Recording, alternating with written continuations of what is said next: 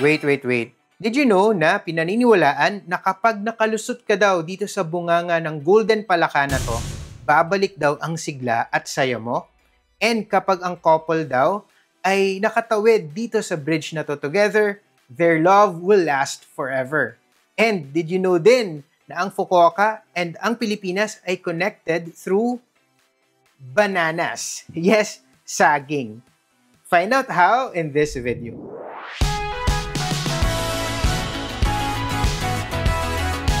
Hey there, Tipiter! We are Vince and Josh.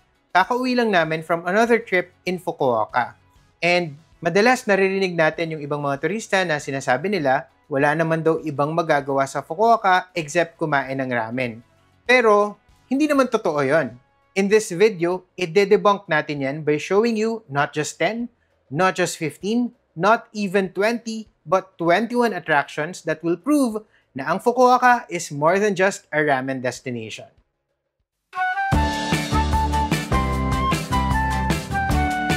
Kung gusto mong makakita ng isang Japanese castle dito sa Fukuoka Prefecture, travel to Kitakyushu's Kokura District. Itong Kokura Castle ay isa sa pinaka-striking na historical landmarks dito sa Northern Kyushu. Itinayo ito noon pang 1602 by Hosokawa Tadaoki, isang samurai lord under Toyotomi Hideyoshi. And nagsilbi itong strategic stronghold between Honshu Island, yun yung main island, and Kyushu. Like many Japanese castles, nagiba na ito and naitayo ulit. And itong current na structure ay noong 1959 pa naitayo. Pero kahit ganon, nare-retain pa rin yung feudal era charm nito, lalo na kapag tiningnan mo yung layered roofs and yung white plaster walls.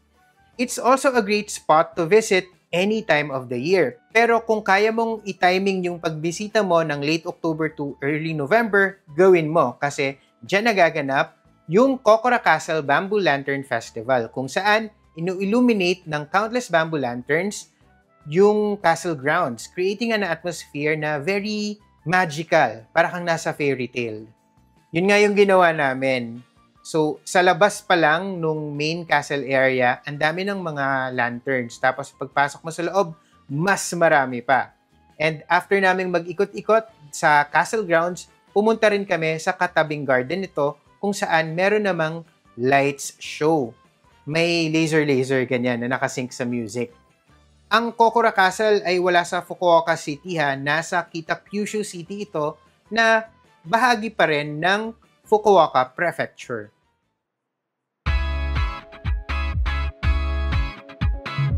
Hindi ka layuan sa Kokura Castle, makikita mo naman itong Tanga Market. Hindi Tanga Market Tanga. Mahigit 100 years nang nakatayo itong food market na ito. Nag-start ito as a small riverside trading area, tapos nag-evolve into a proper market talaga na merong 120 stalls and eateries. Noong 2022, nagkaroon ng sunog dito, pero ngayon, medyo nakabango na naman itong palengke na to, and marami sa mga shops ay nagbukas na ulit. Sabi ng mga kasama namin na locals, usually daw, bumibili sila ng rice sa isang store, tapos bibili sila ng toppings sa ibang store naman. And madalas yung toppings na binibili nila ay yung fish na marinated sa miso. Para siyang DIY donburi experience. Adjacent the market ay ito namang shopping arcade na to na sinasabi nila isa sa oldest in Japan and the first to ever use the term gintengai, which roughly translates to silver-covered street. So, sinasabi nila na ito yung first na covered na shopping arcade. Today, it remains the heart of downtown Kitakyushu. And actually, nagsa-stretch to for several blocks. Tapos, punong-puno ito ng mga shops, cafes, and restaurants.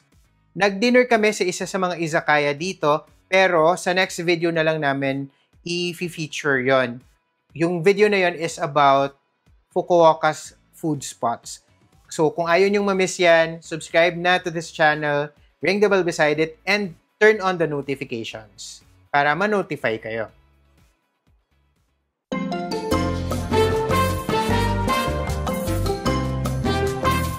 Dito rin sa Kitakyushu, matatagpuan ang Mojiko Retro na ibang-iba naman yung vibe. Kung yung Kokora Castle area and Tanga Market, very traditional Japanese. Dito naman sa Mojiko, parang steampunk version of Europe.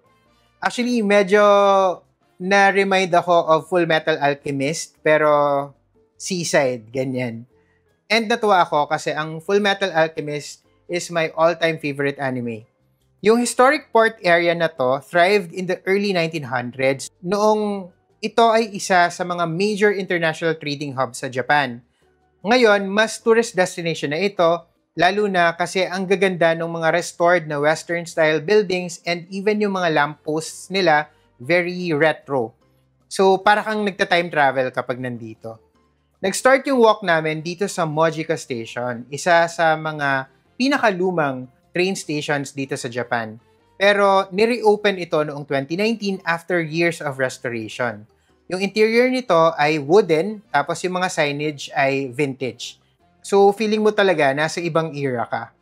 Mula dito, nakita na namin kaagad yung former Moji Mitsui Club, kung saan sabi nila, nung bumisita si Albert Einstein dito sa Japan, dito siya nagstay. Tapos, sa kaliwang part, kapag ka nasa Mojiko Station ka, makikita mo naman yung flea and antique market, kung saan binebenta nila yung iba't ibang mga items and products tulad ng kitchenware, accessories, and even action figures.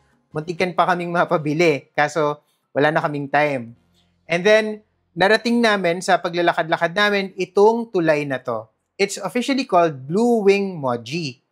And it's actually Japan's largest drawbridge na pang-pedestrian. Pero what makes it really special is yung romantic reputation nito. Kasi yung mga locals, ang tawag nila dito is Lover's Bridge. Kasi daw, according to legend, kapag daw ang magjowa ay kinross ito together, yung love nila for each other will last forever.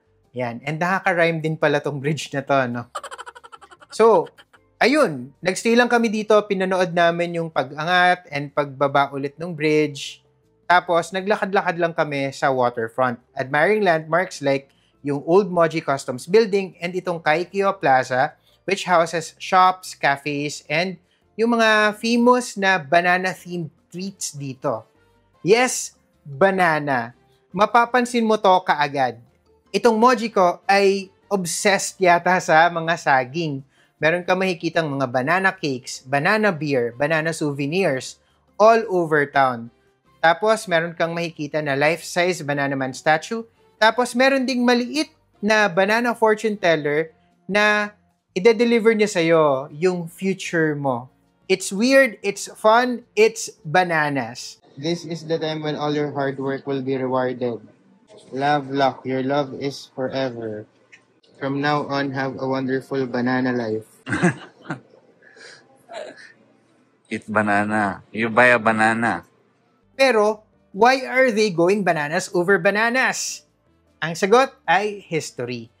Nung heyday kasi ng Mojiko as a port town, it became the main entry point for imported bananas. And sabi dito, this is the birthplace of bargain-priced banana sales. Hindi mo to masyadong mapapansin, pero actually, itong spot na to is a Japanese heritage site. Apparently, dito nagagather yung crowd para bumili ng mga saging na imported from other countries and most of them came from the Philippines. So, yun yung Mojiko Philippine connection for you. And it's bananas!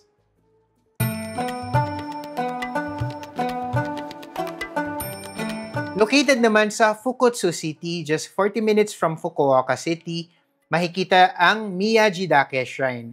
Isa ito sa pinaka-spiritual and pinaka-photogenic na spots sa prefecture. It's dedicated to the legendary Empress Jingu and kilala ito all over Japan kasi nandito yung tatlong largest Shinto artifacts. Yung largest Shimenawa or yung sacred straw rope, yung largest taiko drum, and yung largest bell, all proudly displayed within the shrine grounds. They represent protection, strength, and connection between heaven and earth. Sinimulan namin yung pag-iikot-ikot dito sa shrine mismo. Tapos, pumunta kami sa likod, kung saan naman merong mga inari gates. Yun yung mga orange na mga torii gates. Lakad-lakad lang kami dito habang may drums na nagpe-play sa background.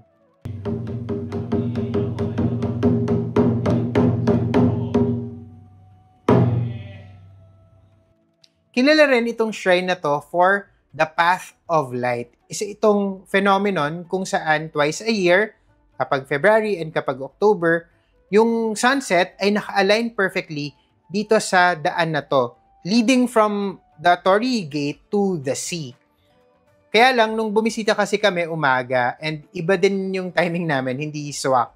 So, hindi na namin nakita yung sunset alignment. Pero, kapag nakatayo ka dito, madali naman siyang imaginein. Actually, hindi mo nga kailangan mag-imagine kasi meron mga pictures of it everywhere sa shrine. Tapos, naglakad lang kami pababa sa Miyajihama Beach para mag-picture dito sa huling Torii Gate sa row na to. And ang maganda dito, yung backdrop mo, yung dagat.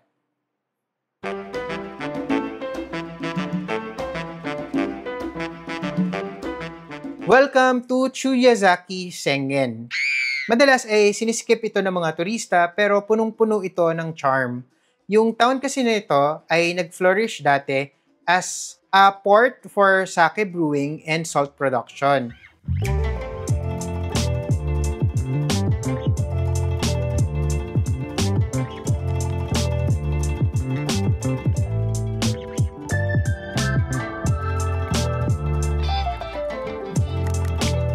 Stronger to. This one's stronger. This is mild. And marami sa mga Edo and Meiji era buildings na ginagamit noon ay nakatayo pa rin hanggang ngayon.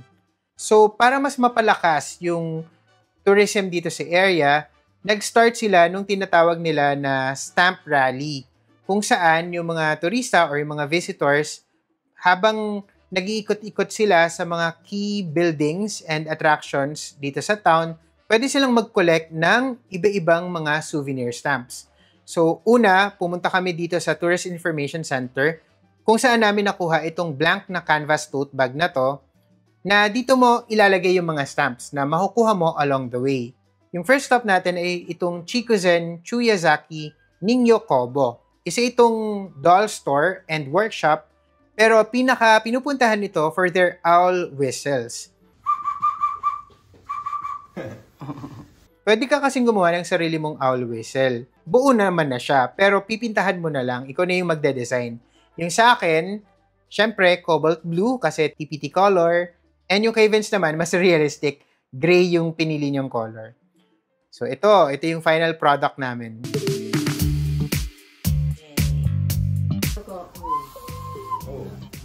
It's working. Finally.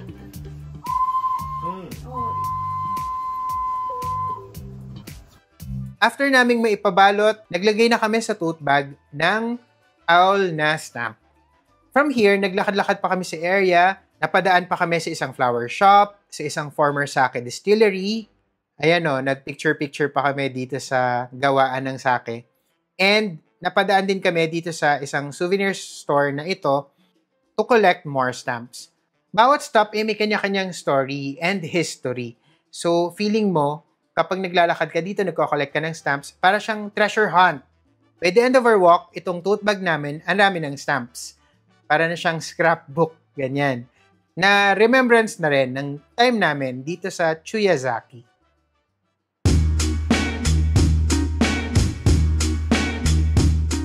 Dito naman sa quiet mountains of eastern Fukuoka, makikita itong Toho Village.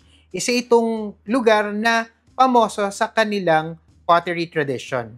Una kaming dumaan dito sa Koishiwara Roadside Station para tumingin-tingin ng mga Koishiwara ware. Ito yung style ng pottery na more than 350 years old na. Recognized ito as intangible cultural property ng Japanese government and remarkable ito for its rhythmic patterns created using carving and brush techniques. Pero syempre, hindi kami pumunta dito para lang mag-observe. We also had to get our hands dirty. Literally. So, pumunta kami dito sa Tsurumi Kiln or Tsurumigama. Isa itong family-run workshop na nagsaspecialize sa distinctive style of pottery kung saan dinedesignan nila yung mga gawa nila ng delicate spirals of tiny indentations. We had the pleasure of meeting Yoshihiro Wada. Siya yung owner and master potter dito sa shop na ito. Nung pinapanood namin siya gumawa, nakaka-mesmerize. Parang akala mo sobrang dali lang pag siya yung gumagawa.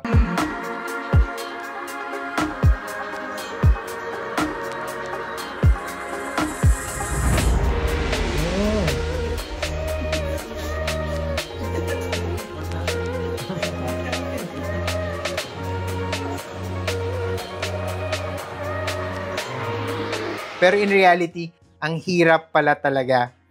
And nalaman namin yan nung turn na namin na gumawa ng sarili naming baso. So, eto ako, trying to create my first ever piece. And tingnan nyo naman, what a perfect little ramen bowl. Except na yung gusto ko talagang gawin ay cup. Cup lang, pero dahil ang bigat daw ng kamay ko, naging bowl na siya.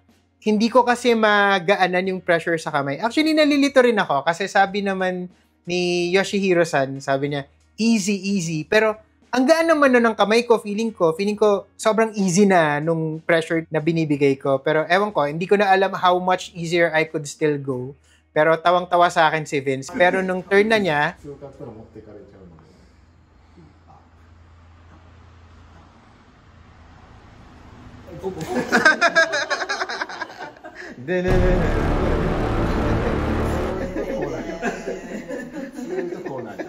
nakakakaba, pero nakaka-mesmerize din pala talagang gumawa ng mga ganito. Ano?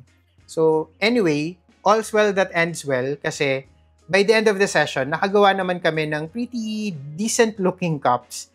And yung finished products, sila na yung magiglaze and magpipinta, tapos isi-ship na lang daw nila sa amin. Yun. So, bukod sa experience, may souvenir pa kami mula dito sa Toho Village.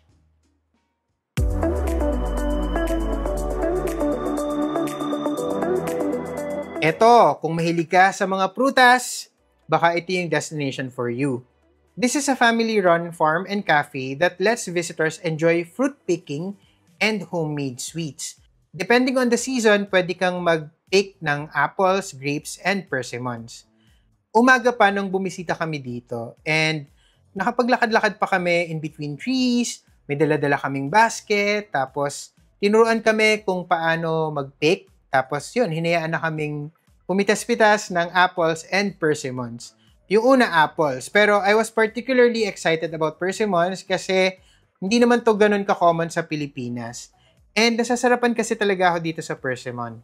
Bukod pa dyan, ewan ko ba, na-enjoy ko talagang mag-fruit picking. Kahit naman sa Pilipinas pag merong chance, game na game talaga ako sa mga fruit picking ganap na ganyan.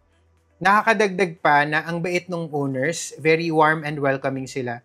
Tapos minsan kukuha sila ng prutas, tapos magsaslice sila, tapos papatikman niya kami. So, nagbibigay siya ng apples, nagbibigay din siya ng persimmons on the spot. Tapos after nun, dinala naman niya kami sa mga vineyards para mag-pick ng grapes. And yung grapes nila masarap ha. Yun, may pa free tasting din sila ng mga ubas. Pero after nung fruit picking session namin, pumunta na kami sa katabing cafe nito and natikman namin yung probably the best apple pie ng buhay namin. Hindi pa naman ganun kadami yung apple pies na natikman namin in our lives, pero ito na yung best for us. Mas i-describe namin to in a separate video, dun nga sa Where to Eat video natin. Kung gusto mo ng kakaibang experience, bukod sa usual na city tours, ganyan, okay gawin to kasi para siyang perfect snapshot ng rural life dito sa Japan.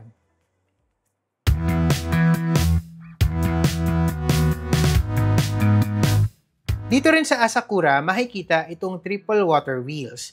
Tinayo ito noong 1789, pero operational pa rin ito hanggang ngayon.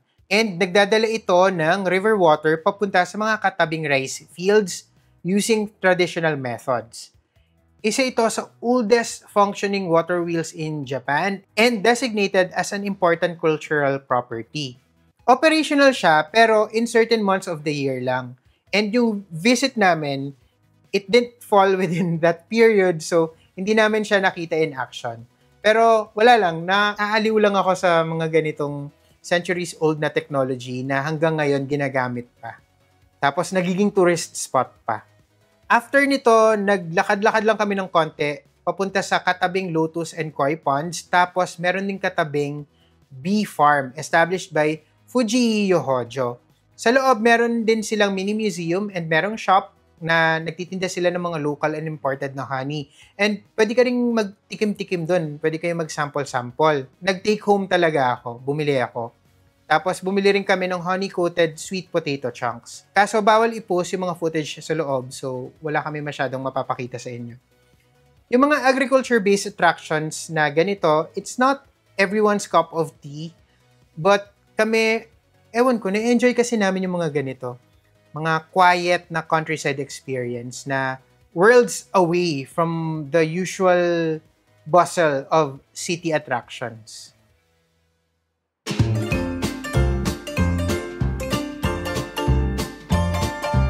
Welcome to Yoshi, my kind of town. As someone who calls himself Yoshi or Yosh, nag-decide na ako bago pa pumunta dito na gusto ko tong town na to from the get-go. If mahilig ka sa mga old towns and traditional architecture, feeling ko may enjoy mo rin itong Yoshi White Walls district ng Okiha City. Yung area kasi na to flourished during the Edo period as a merchant hub, and today, pinakakilala ito sa mga white-walled kura or storehouses and yung traditional na wooden machiya houses.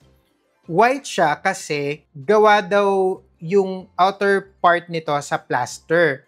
Kasi daw, dati nagkaroon ng sunog dito. And dahil ayaw na nilang maulit yung devastation na nangyari sa kanila, nag-decide sila na ipatayo ulit yung mga storehouses using fire-resistant na material. So, yung plaster yung ginamit nila. And ang maganda, hanggang ngayon, well-preserved pa rin yung mga ito. Naglakad-lakad lang kami dito that afternoon, pumapasok sa mga stores, tingin-tingin, ganyan. Isa sa mga medyo nagtagal kami ay itong Japanese doll shop na to. Isa kasi sa mga collection namin talaga ay mga dolls from different places na napupuntahan namin around the world. Dito, merong mga traditional dolls, pero meron ding mga cat-themed items. Tapos sa di kalayuan, makikita naman itong Pando Mocha Bakery na nagtitinda ng mga croissants and other baked goods. Very popular tong bakery na to. As in, ang daming tao and mukhang mabilis maubos yung mga tinda nila. Pero fortunately, may mga nabili pa rin kami and nauwi sa hotel namin.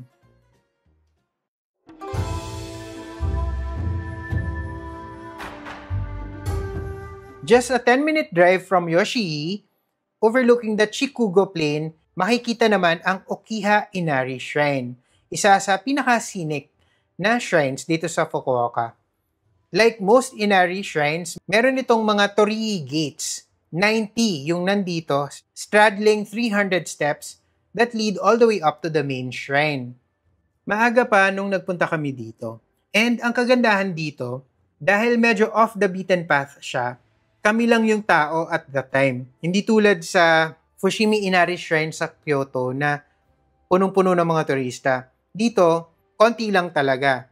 Yung shrine itself is dedicated to Inari, the deity of prosperity, fertility, and agriculture, symbolized by foxes. Kaya maraming mga statwa ng mga fox all over the shrine grounds. Yung mga locals, pumupunta dito to pray for business success and good harvest. Tapos sa likod, may nakita rin kaming malaking giant rock na merong garland. Tapos sa baba niya, merong small shrine with offerings. Very relaxing yung spot na to. Tapos dahil nga nasa taas siya, may view ka talaga of Okiha City.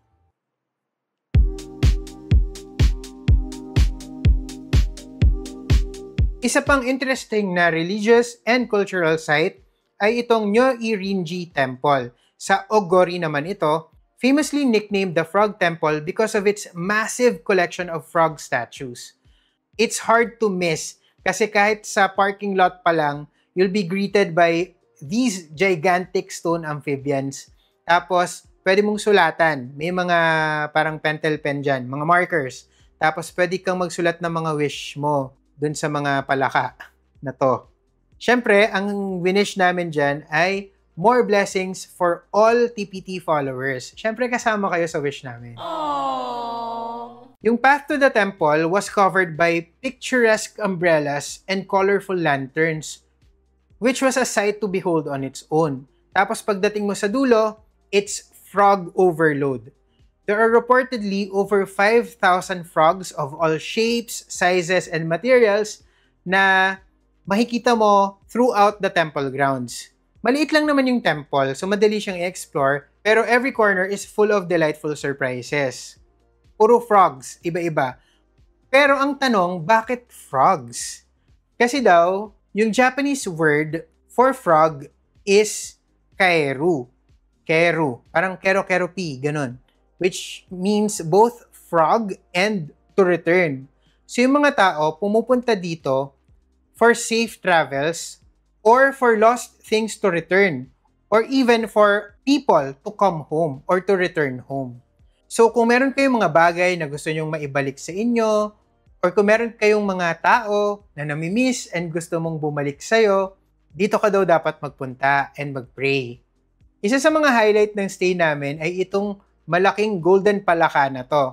And sabi nila, kapag successfully daw ay nakalusot ka dito sa bunganga ng frog na to, you will be rejuvenated, your energy and happiness will be restored, and yung bad luck mo will turn to good fortune. So of course, tinry din namin yan, hindi natin yan papalagpasin.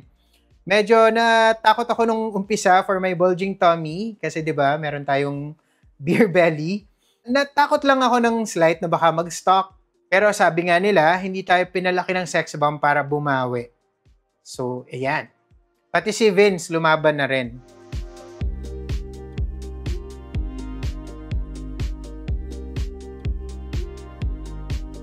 Nakakatuwa itong Nyoirinji Frog Temple na to kasi kakaiba talaga siya sa lahat ng mga temples na na-visit namin dito sa Japan.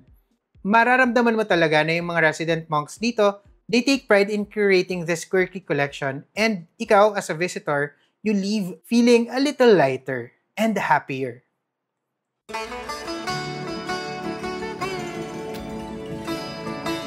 Isa sa pinaka-historically significant shrine sa Fukuoka ay itong Umi Hachimangu na yung history nito can be traced back to 1,300 years ago.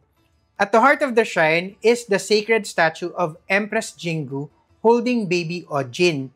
Pero hindi mo ito makikita kasi nilalabas lang nila ito at Shikinen Taisai Festival na held only once every 25 years. And nung tinanong ko kung kailan yung last na festival, sabi ay 7 years ago daw. So matagal-tagal pa yung hihintayin natin for the next festival. Itong site daw kasi nito ang birthplace ni Emperor Ojin. Yung nanay niya, si Empress Jingu, pinanganak siya dito after returning from a military expedition. Because of that, yung shrine na to became a major pilgrimage site for safe childbirth and child blessings. So yung mga buntis na nagpipray for safe and easy delivery, and even yung mga gustong magkaroon ng baby, pumupunta sila dito and nag-o-offer ng baby bibs and tiny charms. Isa sa mga pinaka-napansin talaga namin dito ay yung sheer number of stones na may mga writings na nakastore dun sa may bandang likod. Apparently, yung mga nagpipray for a baby or safe delivery, pumupunta sila dito sa shrine tapos nag-uuwi sila ng isang bato. Inuuwi nila sa bahay nila. Tapos kapag nabiyayaan na sila with the baby, bumabalik sila dito sa shrine na meron silang dalang 2 stones from kung saan man sila galing. And yung 2 stones na to, sinusulat nila dito yung pangalan ng baby and yung birth date. Very tahimik lang and reverent nung atmosphere dito sa shrine.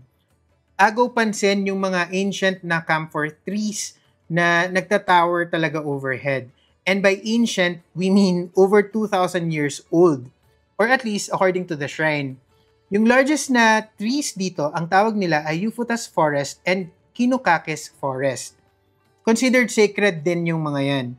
And yung isa pa, halos hollow.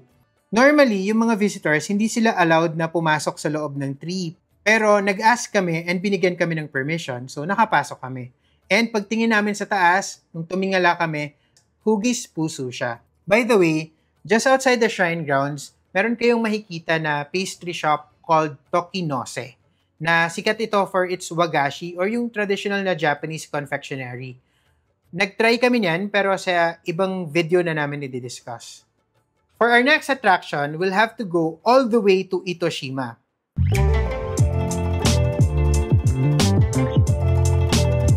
Kung ang Fukuoka City ang bustling heart ng Kyushu, itong Itoshima naman ang sinasabi nilang laid-back soul nito.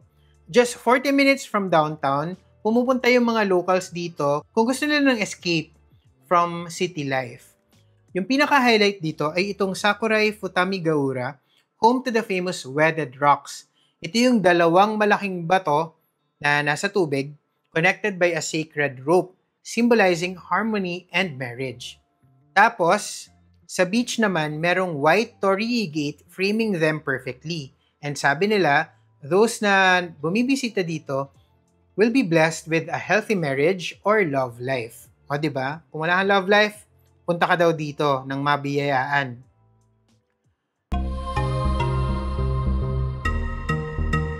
Much closer to Fukuoka City lies Nanzoin Temple in Sasaguri.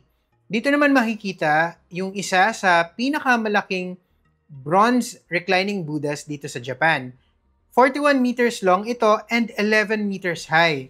Mas malaki pa kaysa sa reclining Buddha ng Wat Po sa Bangkok. It represents Buddha entering Nirvana. Actually, we visited this years ago pa, pero I still remember it quite vividly. We approached the temple through a peaceful forest path lined with smaller statues and prayer wheels. Tapos, as soon as the massive Buddha came into view, napangangan na lang kami kasi ang laki niya talaga and nakakamangha. Tapos napansin namin na yung ibang bumibisita, hinahawakan nila yung talampakan ni Buddha. Ang paniniwala daw kasi kapag hinawakan mo yun, it will bring good luck.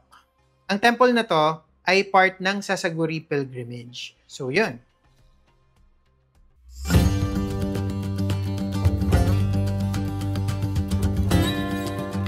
No Fukuoka trip is complete without visiting the Zaifu Tenmangu. Dedicated naman ito to Sugawara no Michizane, the Shinto god of learning. Isa ito sa pinaka-important Tenmangu shrines in Japan and binibisita ng millions of students each year na nagdadasal para sa good grades and academic success. Bukod sa actual shrine, makikita mo yung mga vermilion bridges dito leading to the main hall and surrounded din ito by plum trees kasi paborito daw ito ni Michizane nung nabubuhay pa siya. If you visit in late February, the entire area bursts into pink and white blossoms kasi namumulaklak na yung mga plum trees niyan. So, isa ito sa mga pinakamaganda raw na plum viewing spots in Kyushu. Raw kasi hindi namin ito nakita ng ganyang time. Pero before leaving, try to sample Umegae Mochi. Isa itong grilled rice cake na may palaman na sweet red bean paste. Local specialty yan dito. And yung amoy pa lang yan, matatakam ka na. So, try nyo na lang din.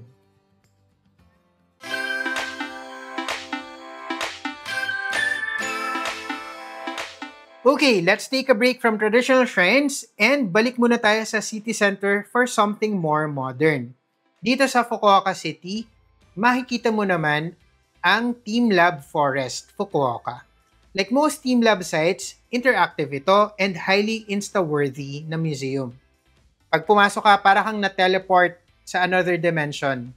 Tapos, puro kaleidoscope of colors and shapes and basta nakakaaliw din and nakakamangha.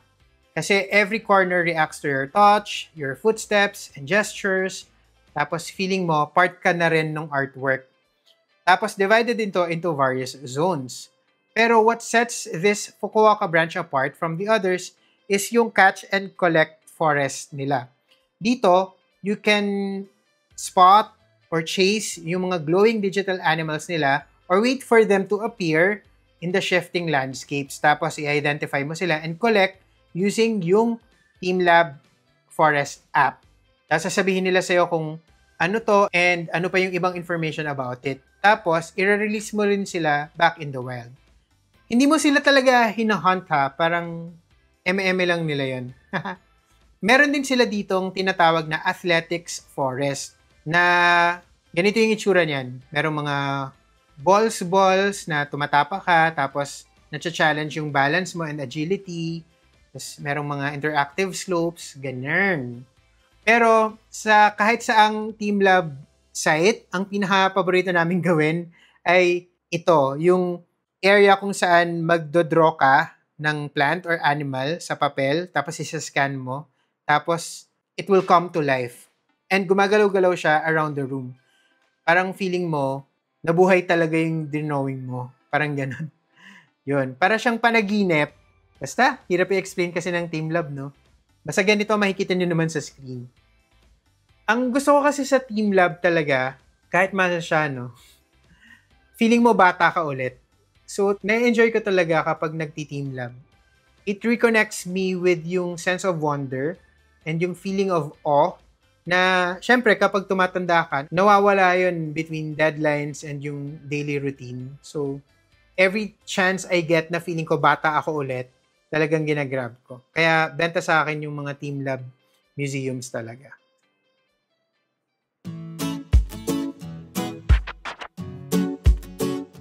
Isa rin sa pinaka-pinupuntahan dito sa Fukuoka City ay itong Ohori Park, which offers a green, peaceful escape in the middle of the city. Yung park na to was originally part of the moat of Fukuoka Castle, pero ngayon meron ng large pond surrounded by walking paths and bridges. Dito madalas yung mga locals, nagja-jog sila or nagpipiknik, and kapag sakura season, nagfa-flower watching sila. Makikita mo rin sa di kalayuan yung Fukuoka Art Museum and yung remains ng dating Fukuoka Castle. Stone foundations na lang kasi siya, wala na yung actual castle and hindi rin nila ni-rebuild.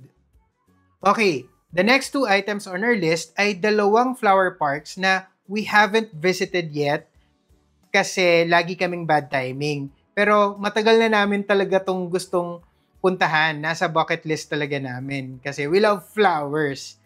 Yun nga lang, hindi namin matsyempohan.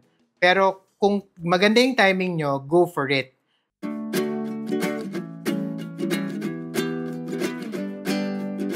Yung una ay itong Kawachi Fujian Wisteria Garden sa Kitakyushu. Sabi nila, only few places in Japan can rival the fairy tale beauty of Kawachi Fujian. Isa itong private garden na pinakakilala for its wisteria tunnels. Ito yung parang may curve na daanan, tapos may mga cascading na mga bulaklak na purple, pink, ganyan. It's typically open to the public only during wisteria season. Yan ay from late April to early May, and tickets sell out fast. Even yung mga locals na kakilala namin sa Fukuoka, kahit sila, nahihirapan silang makakuha ng ticket at makapasok dito. Nagko-coincide din kasi ito yung season ng wisteria with Golden Week na alam natin na very crowded yung Japan pag ganitong time. Yon. So kahit na naka-multiple trips na kami to Fukuoka, hindi pa rin namin to nakikita talaga.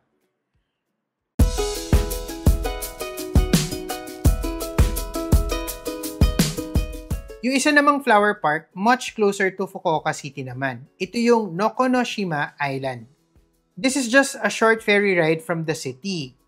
And yung pinaka-attraction dito ay yung Nokonoshima Island Park, kung saan merong malawak na field of flowers na lagi namang may bulaklak year-round. Depende sa season. So kapag summer, may sunflowers. Kapag autumn, may cosmos. And kapag spring, may poppies. And very popular din ito, lalo na kapag cherry blossom season kasi meron siyang mga sakura trees. In fact kami, kaya hindi rin kami pa nakakapunta dito is kasi gusto namin sakura season kami bibisita. Hindi pa yun nangyayari. But one thing we never fail to do kapag nasa Fukuoka ay kumain. Siyempre, I think labag sa batas na gumawa ng things to do in Fukuoka na list na walang mention ng pagkain. So, i-include natin yan. We have to talk about food. Fukuoka is the birthplace of Tonkotsu ramen. Tonkotsu kasi means pork bone. So, kaiba ito sa ibang mga ramen, sa ibang parts ng Japan na yung iba mas shoyu, yung iba miso, ito pork bone. Pero I think ito rin yung pinaka-sikat worldwide na type of ramen. So, whether sa legendary chain like Ichiran or sa local favorite like Shinshin kakakain, isang tikim mo ng ramen dito sa Fukuoka, you'll understand kung bakit nabaliw ang mundo sa ramen. Pero, ang pinaka-highlight ng food tripping dito sa Fukuoka ay itong yatai. Ito yung open-air food stalls na nagpa-pop up along the riverbanks sa Nakasu Island and marami rin sa may Tenjin area serving different types of food. Madalas, yung mga usual Japanese favorites natin, oden, yakitori, may ramen din, yakisoba, ganun. Pero meron ding mga ibang cuisines. Pero regardless of the food type, here, you can eat like a local and shoulder to shoulder ka with strangers.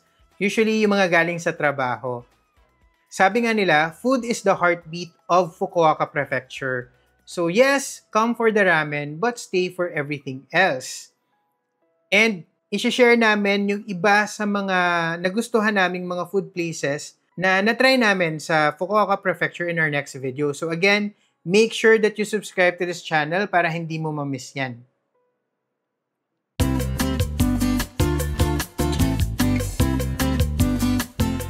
But lastly, hindi natin pwedeng tapusin ang listahan na to nang walang mention ng shopping. Retail therapy in Japan is always fun and rewarding kasi bukod sa maraming choices, mas mura din kasi talaga sa Japan. And the same holds true for Fukuoka. Sa city proper, you'll find malls and department stores, pero I think yung pinaka-iconic is itong Canal City Hakata. It's a massive entertainment complex, often called a city within a city. Kasi it has everything. Shops, restaurants, and theater. Meron din silang fountain show. Isa pang shopping destination sa prefecture ay yung The Outlets Kitakyushu. Pero ito, hindi pa namin to napuntahan. Pero kung hindi ka nakapag-shop habang nag-explore ka, you can still do it at the newly renovated Fukuoka Airport's duty-free shops. In-expand nila ito to about 4 times its previous size, reaching roughly 6,000 square meters. And may strong focus on Japanese brands dito. And that's it. Alin sa mga attractions na to yung napuntahan mo na? Or kung hindi pa, alin yung nilulook forward mong ma-experience? Let us know in the comment section below. If nagustuhan mo yung video na to, give it a like and share with friends. And remember, plan smart, travel safe, and make every trip worth it!